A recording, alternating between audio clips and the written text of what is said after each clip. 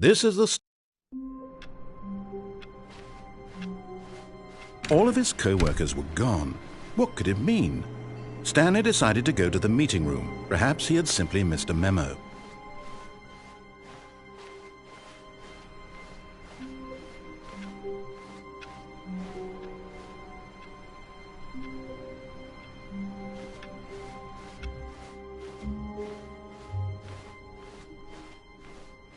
When Stanley came to a set of 2 open doors, this was not the correct way to the meeting room, and Stanley knew it perfectly well. Perhaps he wanted to stop by the employee lounge first, just to admire it. Ah, yes, truly a room worth admiring. But eager to get back to business, Stanley took the first open door on his left.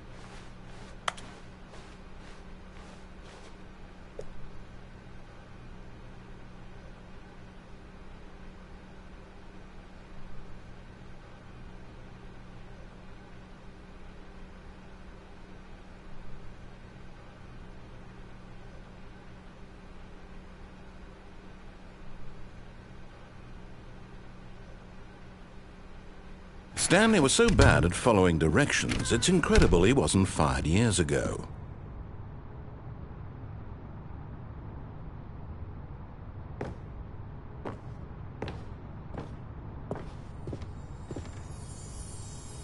You found one of them. One of the miniature Stanley figurines. Remember, no reward for collecting all of these, only the intrinsic pleasure of a job well done. You can't buy that sort of happiness, Stanley. God knows I've tried. So, I implore you to savor each and every moment you come across one of these beautiful figurines.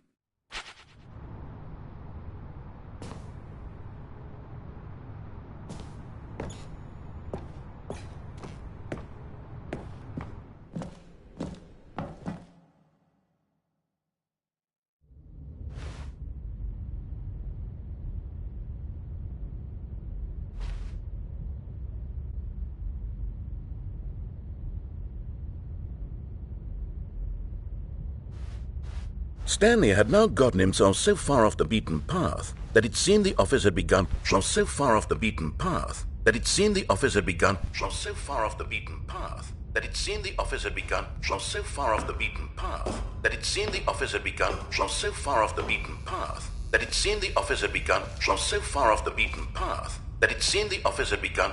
So far off the beaten path that it seemed the office had begun. So far off the beaten path that it seemed the office had begun. So far off the beaten path that it seemed the office had begun. So far off the beaten path that it seemed the office had begun. So far off the beaten path that it seemed the office had begun. So far off the beaten path that it seemed the office had begun. So far off the. You didn't think I was actually just a recording, did you? What a silly and trite explanation that would be. All the back and forth between you and me, all the absurd adventures we've been through, and it all turns out I'm just a tape recording? It was all just in Stanley's head. I bet that's the kind of twist you think is revelatory. I bet each and every time you watch a movie where it turns out all to be in the main character's imagination, you must absolutely bolt off the couch in pure shock at the phenomenal and intricate storytelling. It must be so simple to be you. Life being an unending waterfall of surprises and delights. How much more exciting you must find the world than the rest of us do. Now I've become sad. Look what you've done to me. This is all your fault.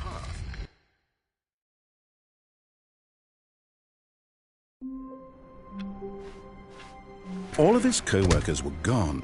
What could it mean? Stanley decided to go to the meeting room. Perhaps he had simply missed a memo.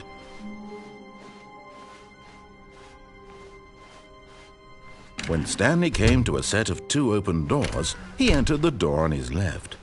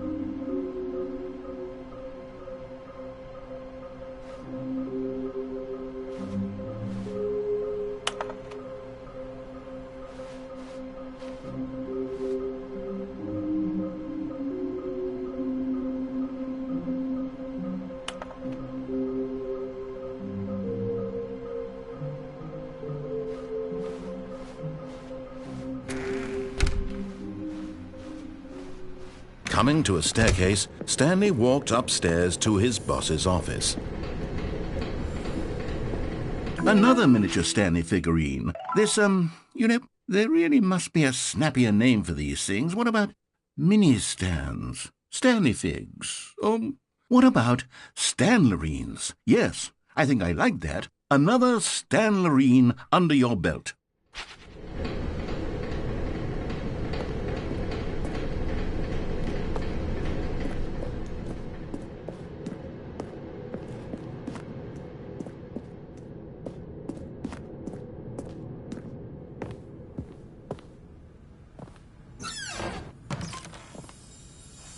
Okay, I'm going back to the name of these little Stanley figurines, and now I'm torn between Stanlerines and Figlies. What do you think, Stanley? What name better encapsulates the intrinsic sense of happiness that you get from seeing a small number in the corner of your screen go up by 1? Let me sit on it. I'm sure it will come to me.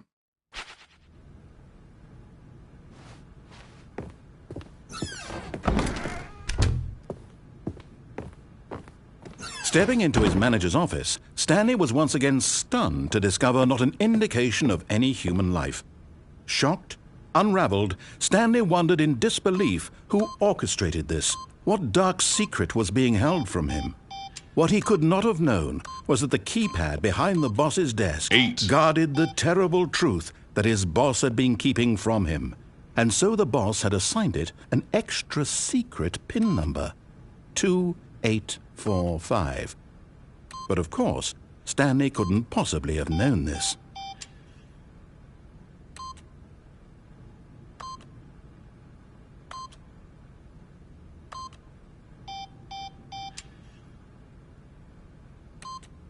Stanley just sat around twiddling his thumbs. Trying to input anything on the device was useless, since he could never possibly know that the combination was 2845. Yet incredibly, by simply pushing random buttons on the keypad, Stanley happened to input the correct code by sheer luck. Amazing! He stepped into the newly opened passageway. You're getting close now, Stanley. You've nearly gotten all of the Figler Anlerines. Very soon, you'll collect the last one, and then the first number will equal the second number, and that will be it. We'll be different people by then. Different in the sense that we used to have none of them, and now we have them all. You can't go back to when you had no Figler Anlerines. None of us can.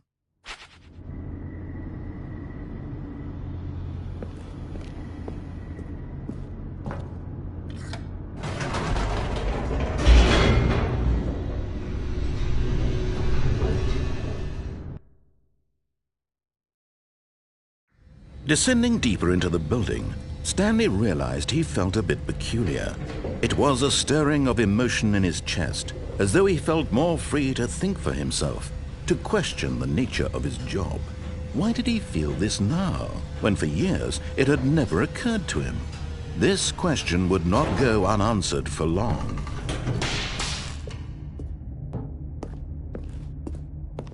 Stanley walked straight ahead through the large door that read Mind Control Facility. Although this passageway had the word Escape written on it, the truth was that at the end of this hall, Stanley would meet his violent death. The door behind him was not shut. Stanley still had every opportunity to turn around and get back on track. At this point, Stanley was making a conscious, concerted effort to walk forward and willingly confront his death.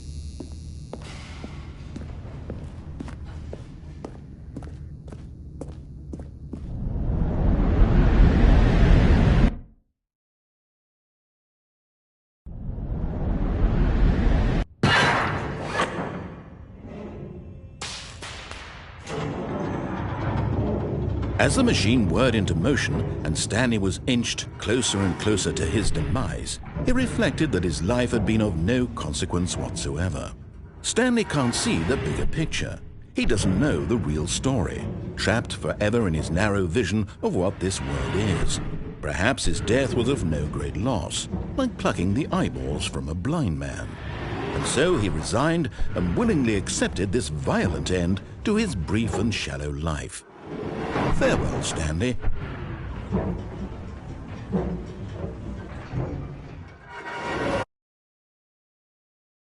Farewell, Stanley, cried the narrator, as Stanley was led helplessly into the enormous metal jaws. In a single visceral instant, Stanley was obliterated as the machine crushed every bone in his body, killing him instantly.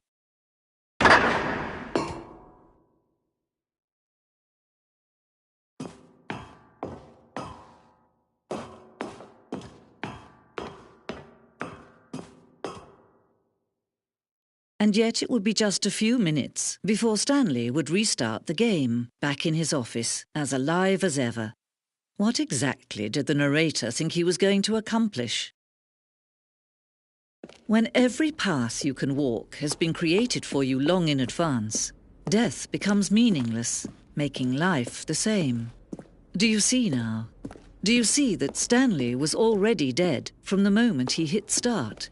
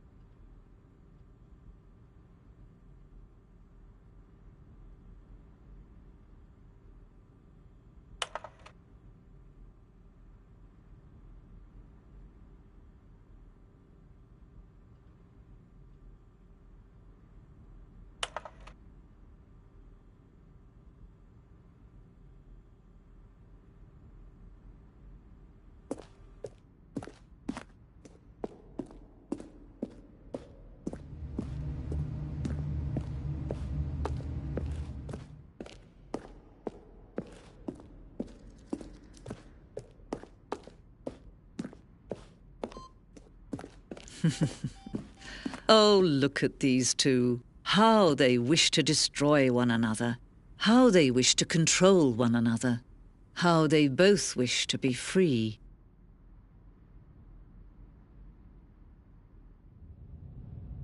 Can you see? Can you see how much they need one another? No, perhaps not. Sometimes these things cannot be seen. But listen to me. You can still save these two. You can stop the program before they both fail. Turn off your PlayStation. There's no other way to beat this game. As long as you move forward, you'll be walking someone else's path. Stop now and it'll be your only true choice. Whatever you do, choose it. Don't let time choose for you. Don't let...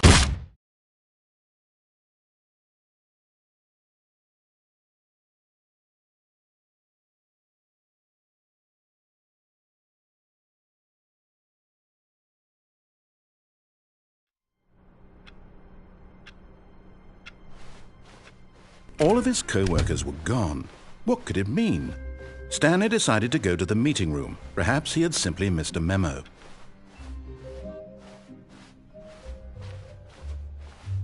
When Stanley came to a set of 2 open doors, he entered the door on his left.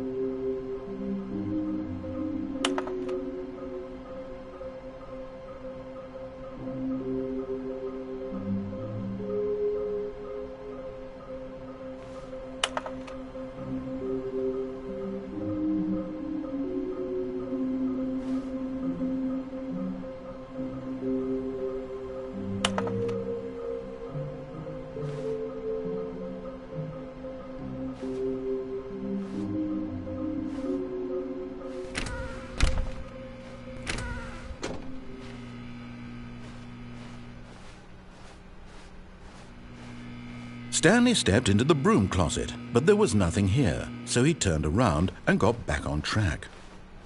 Coming to a staircase, Stanley walked upstairs to his boss's office.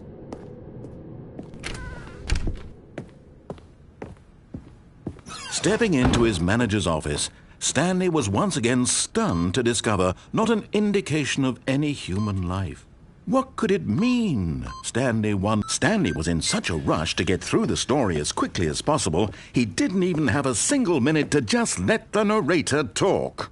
That kind of anxiety isn't healthy, so he relaxed for a few moments with some calming New Age music.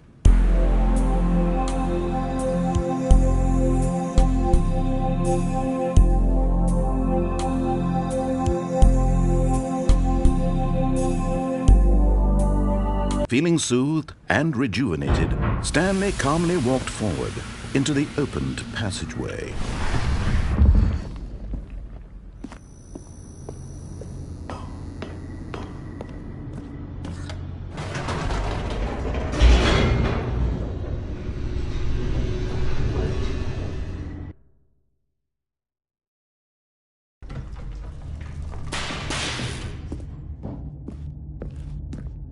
Stanley walked straight ahead through the large door that read Mind Control Facility.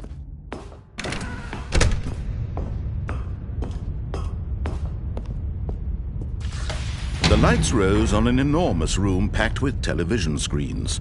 What horrible secret did this place hold? Stanley thought to himself. Did he have the strength to find out?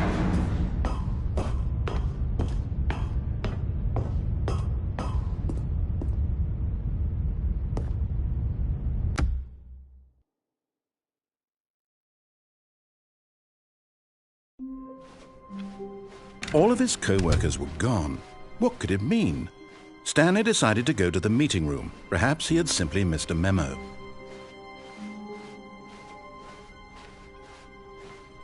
When Stanley came to a set of 2 open doors, this was not the correct way to the meeting room, and Stanley knew it perfectly well. Perhaps he wanted to stop by the employee lounge first, just to admire it. Wow, yes.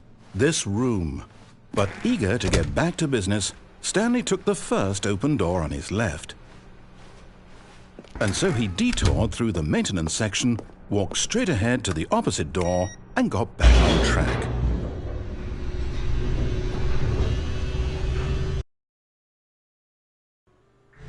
But Stanley didn't want to go back to the office. He wanted to wander about and get even further off track. So now in order to get back, he needed to go, from here it's, left. Oh, no, it's to the right, my mistake. No, not the right. Why would I have ever said it was to the right? What was I thinking?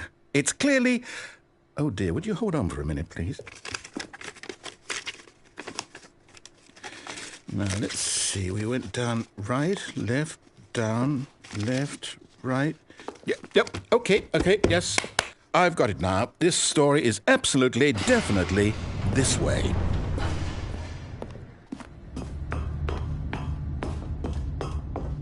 No.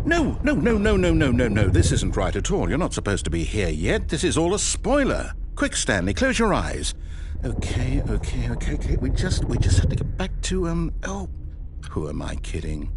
It's all rubbish now. The whole story completely unusable. How about, rather than waste my time trying to salvage this nonsense, we'll just restart the game from the beginning. And this time, suppose we don't wander so far off track, Okay, from the top.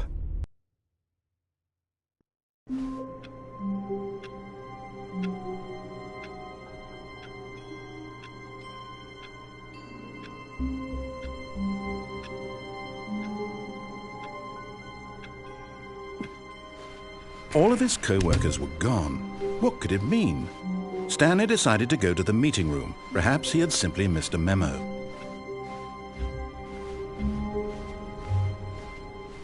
When Stanley... Wait, what? No, I restarted. I swear I definitely restarted the game over, completely fresh. Everything should be... Oh, did something change? Stanley, did you change anything when we were back in that room with all the monitors? Did you move the story somewhere or... Hold on. Why am I asking you? I'm the one who wrote the story. It was right here just a minute ago. I know for sure that it's here somewhere. Okay, then. It's an adventure. Come, Stanley. Let's find the story.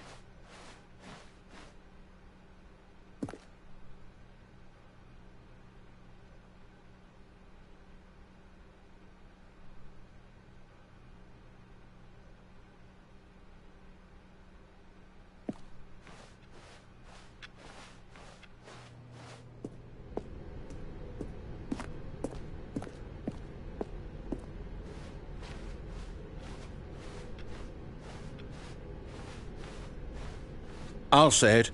This is the worst adventure I've ever been on. I can promise you there definitely was a story here before. Do we need to restart the game again? Well, I find it unlikely that we'll ever progress by starting over and over again, but it's got to be better than this. Okay, let's give it a shot. Why not?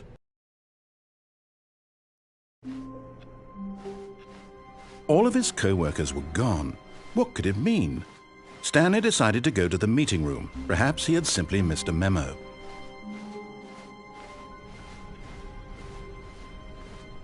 Okay, yep, it's worse. I might be remembering this wrong. It's possible the story is back where we just came from. Why don't we go back the other direction and see if we missed anything?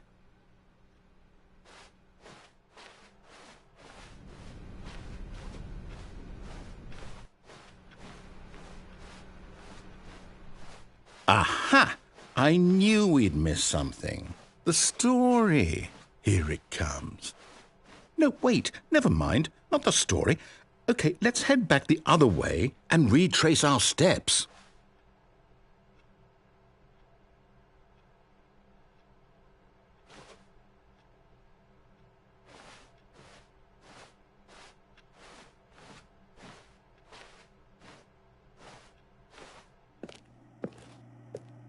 Now this... Well, I'll be honest, I don't recognize this place at all. Is this the story? I don't think so. I can't quite recall, but I believe my story took place in an office building. Is that correct? Do you remember, Stanley? Well, do you know what?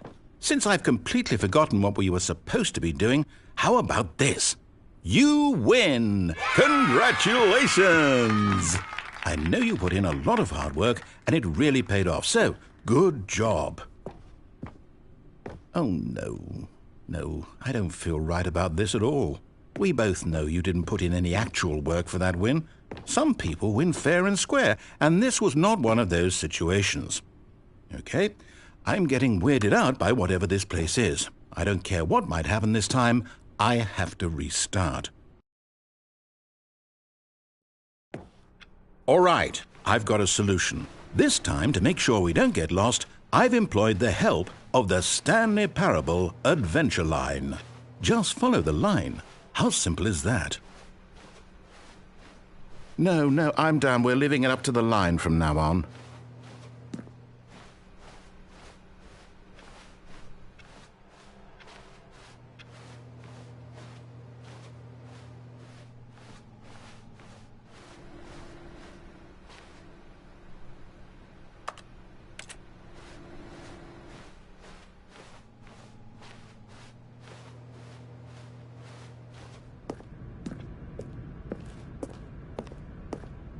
You see, the line knows where the story is. It's over in this direction. Onward, Stanley, to destiny. Though, here's a thought. Wouldn't wherever we end up be our destination, even if there's no story there?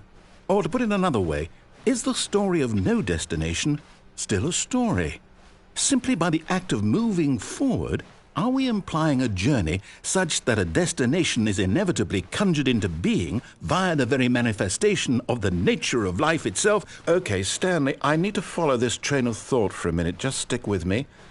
Now, we can both agree that the nature of existence is in fact a byproduct of one's subjective experience of that existence, right? Okay, now if my experience of your existence rests inside of your subjective experience of this office, is this office, in fact, the skeleton of my own relative experiential mental subjective construct? Whoa. Hang on. That got a bit weird back there. Well, I'd like to apologize. Not sure where I was going with all that. You know what? I think what we need right now is a bit of music to lighten the mood.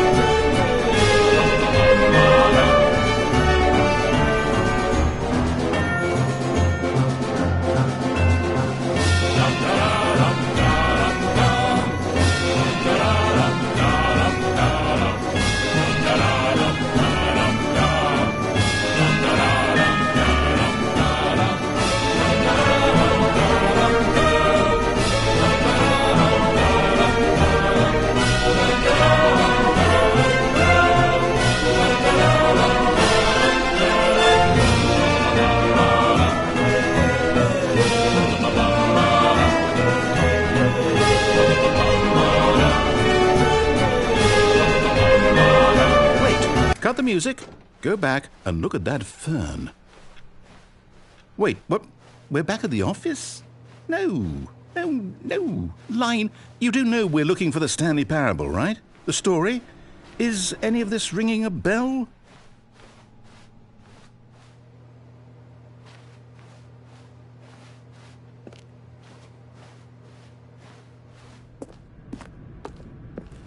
Oh, no, not again, Line. How could you have done this to us? And after we trusted you, after everything we've been through, you...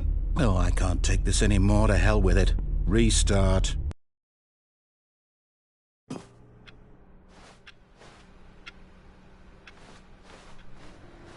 You know what, Stanley? I say forget the adventure line. What's it ever done for us? We're intelligent people, right? Why can't we make up our own story? Something exciting, daring, mysterious. Ooh, this all sounds perfectly doable. Why don't we simply start wandering in, well, I don't know. How about this direction?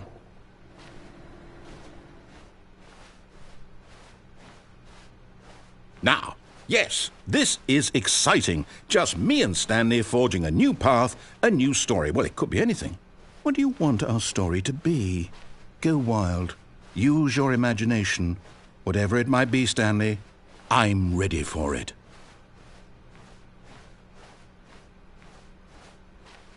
Oh, no, not you again. Stanley, I'd also like to veto the line from having any role in our awesome new story. No lines or monitor rooms. Just don't acknowledge it, and we should be fine.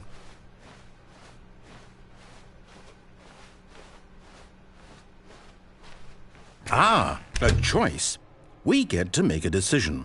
From here, the story is in our control. How important we mustn't squander the opportunity. In fact, I believe I need a minute to think here. Just walk in circles for a minute. Okay, so I know that each door has to lead somewhere, which means that somewhere at the place where we're trying to go, there must be a reverse door that leads here. And that in turn means that our destination corresponds with the counter-inverted reverse door's origin. So starting from the right, let us ask, will taking the right door lead us to where we're going? And since the answer is clearly yes, then by all accounts, the door on the right is the correct one. Another victory for logic. Come, Stanley, our destiny awaits. Oh, hold up, what's this? The confusion ending. You're telling me that's what this is? It's all one giant ending? And we're supposed to restart the game, what, eight times? That's really how all this goes? It's all determined? So now, according to the schedule, I restart again. Then what? Am I just supposed to forget? Well, what if I don't want to forget? My mind goes blank simply because it's written here on this thing, wall. Well, who consulted me? Why don't I get to decide? Why don't I get a say in all of this? Is it really? No, it can't be. I don't want it to be. I don't want the game to keep restarting. I don't want to forget what's going on. I don't want to be trapped like this. I won't restart the game. I won't do it. I won't do it. I won't do it. And the timer stopped? Does that mean, did we do it? Did we break the cycle? The, whatever it is that made this schedule? How would we even know? Will someone come for us?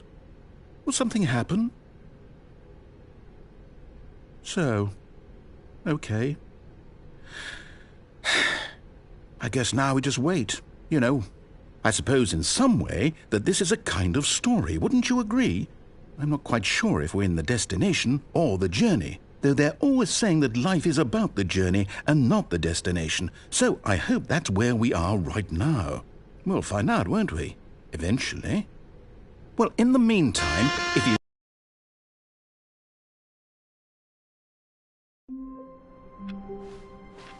How long was I sitting there? Stanley wondered to himself. Minutes? Days? Centuries? Did something crucial happen while my senses were turned? He made a note to be more careful with time from now on.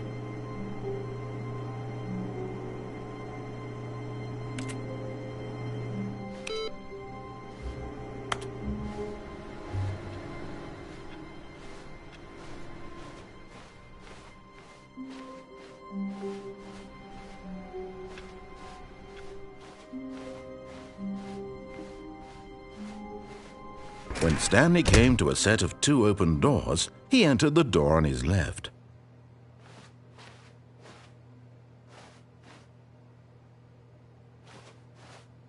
This was not the correct way to the meeting room, and Stanley knew it perfectly well.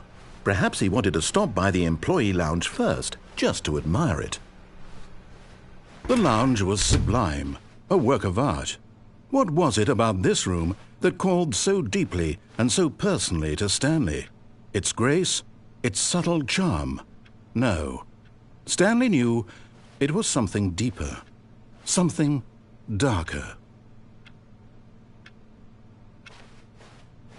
But eager to get back to business, Stanley took the first open door on his left. And so he detoured through the maintenance section, walked straight ahead to the opposite door, and got back on track.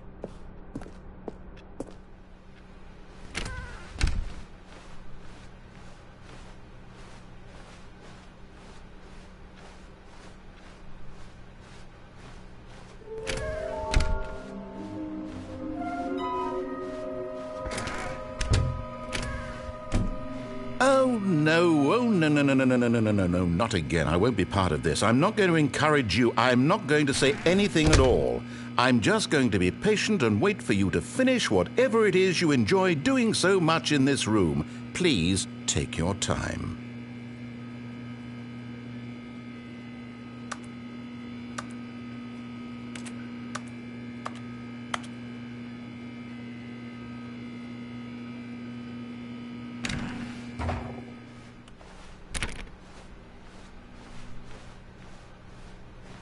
Coming to a staircase, Stanley walked upstairs to his boss's office.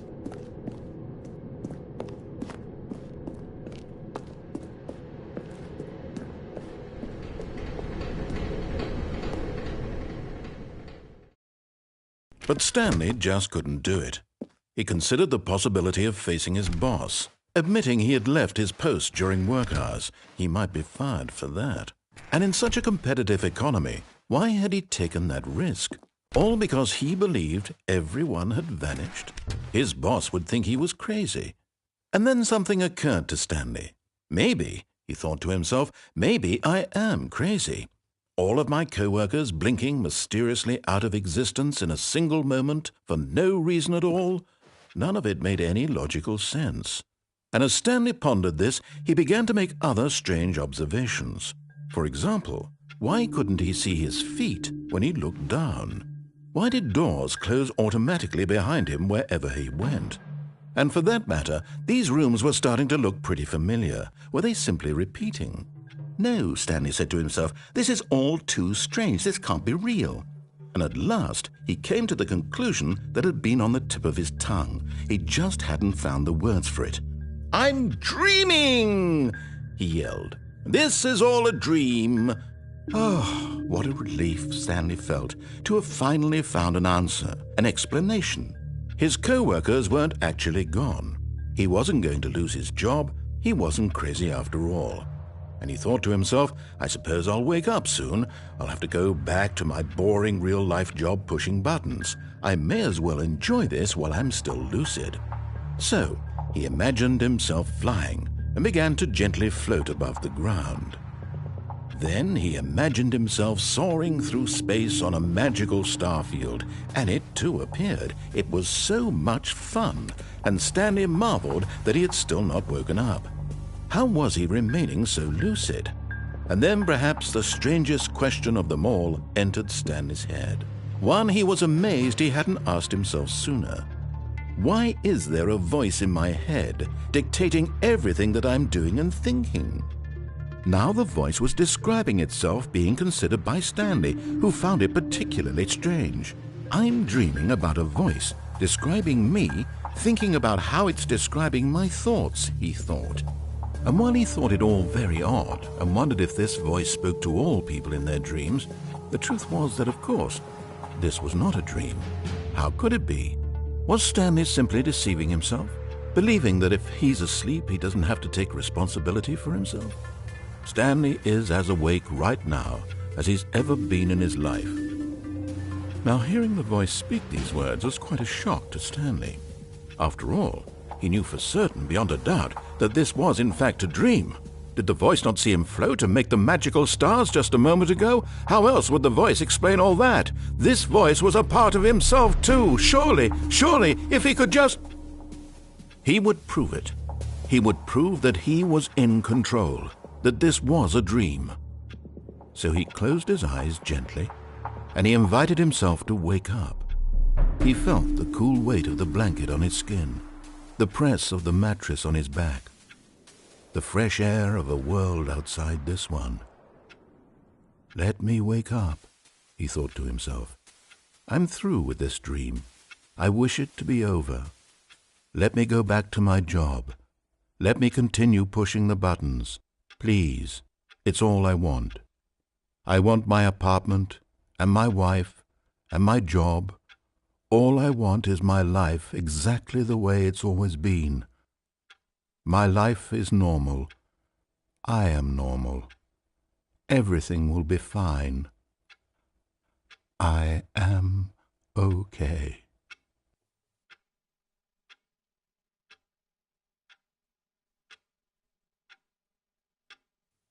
Stanley began screaming. Please, someone, wake me up. My name is Stanley. I have a boss. I have an office. I am real. Please, just someone tell me I am real. I must be real. I must be. Can anyone hear my voice? Who am I? Who am I? And everything went black.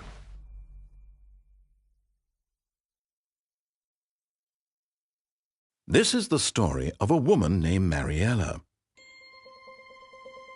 Mariella woke up on a day like any other. She arose, got dressed, gathered her belongings, and walked to her place of work. But on this particular day, her walk was interrupted by the body of a man who had stumbled through town talking and screaming to himself, and then collapsed dead on the sidewalk.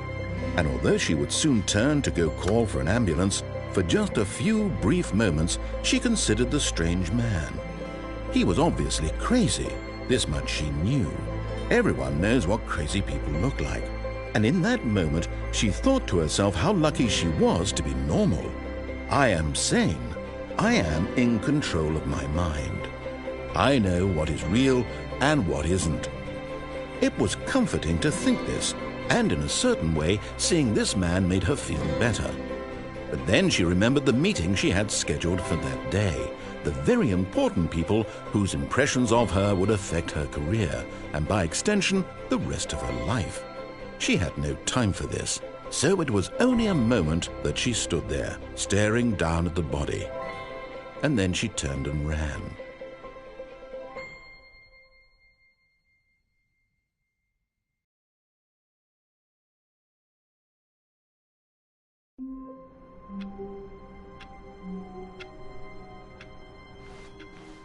How long was I sitting there? Stanley wondered to himself.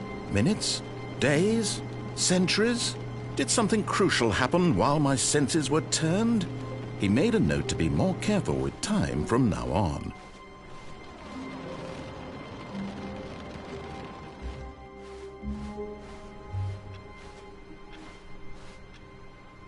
Stanley lifted the bucket into his arms, and a wave of comfort rushed over him. Stanley clutched the bucket tightly to his chest and entered the door on his left.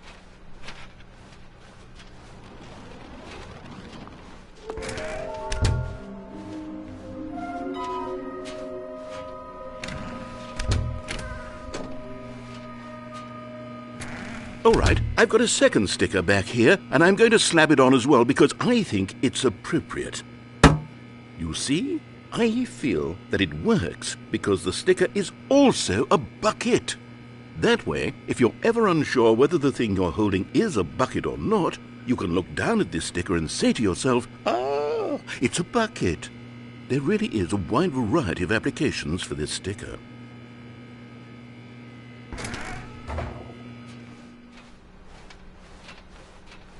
Coming to a staircase, Stanley and the bucket walked upstairs to the boss's office.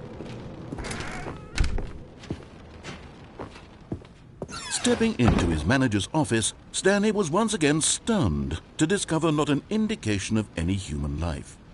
Crushed by the weight of this revelation, Stanley may have broken down into an emotional dumpster fire if not for the soothing presence of the bucket. Even now, in his darkest of hours, did the bucket's warmth and guiding light pierce, but Stanley guessed the correct code by sheer luck. Was it that the bucket knew all along? Was the bucket guiding him? Yes, this is certainly the most logical explanation.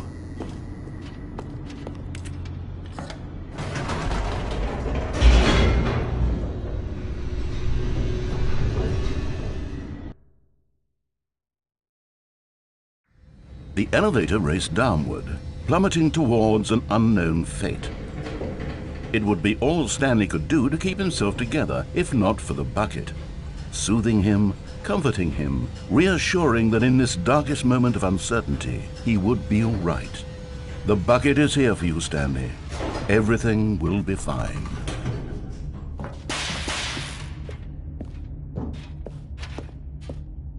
Stanley and the bucket walked straight ahead through the large door that read, Mind Control. Although this passageway had the word escape written on it, the truth was that at the end of this hall, Stanley and the bucket would both meet a violent death. The door behind them was not shut. Stanley and the bucket still had every opportunity to turn around and get back on track. At this point, Stanley and the bucket were knowingly walking forward into a very painful death for each of them.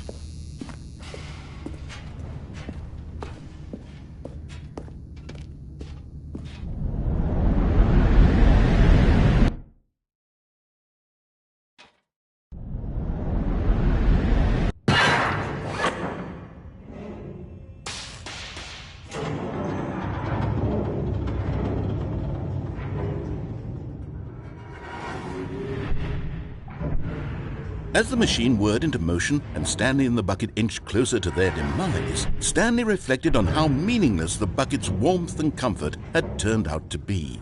To be sure, it puts the mind and the soul at ease to embrace the bucket, but what use is a sense of ease when you're about to be crushed to death? This is what Stanley thought to himself, and he sort of kicked himself for wasting so much time carrying a bucket everywhere. Farewell, Stanley.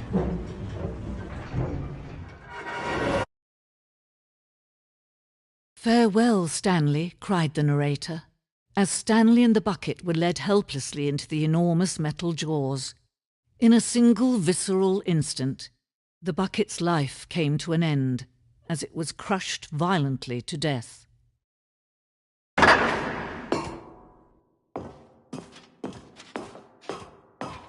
It was a shame, the death of such a magnificent bucket. It's true that all buckets are radiant in their own way, but this one stood above the rest. It was a glorious bucket to behold.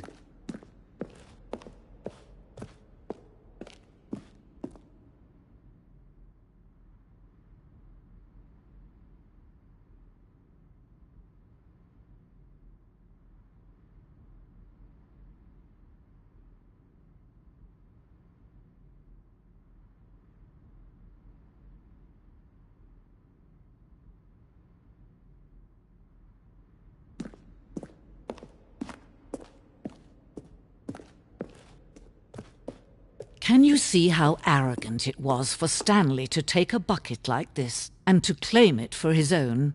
Can you see the hubris that blinded him?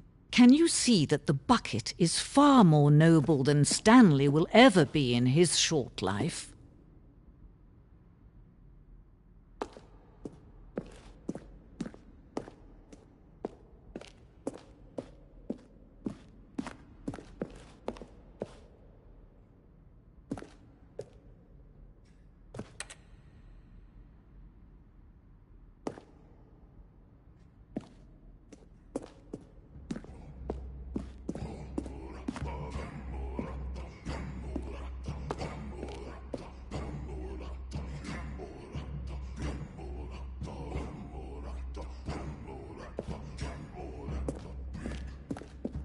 No man can own a bucket, and certainly not a bucket as dazzling to behold as this one. It is man who should kneel before the bucket.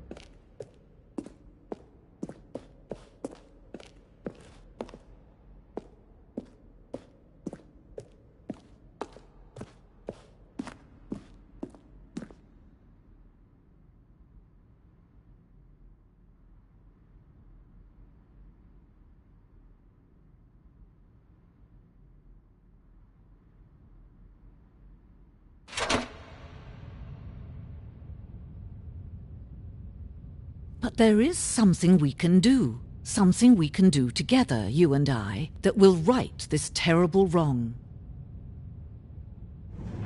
Let Stanley die. Let him be crushed by the machine. Don't reset the game. Don't give him another opportunity to run off with another beautiful bucket.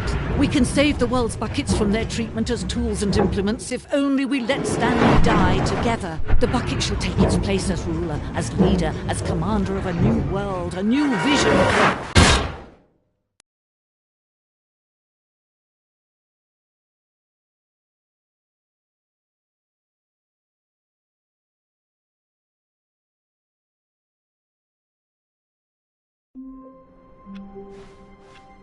All of his co-workers were gone.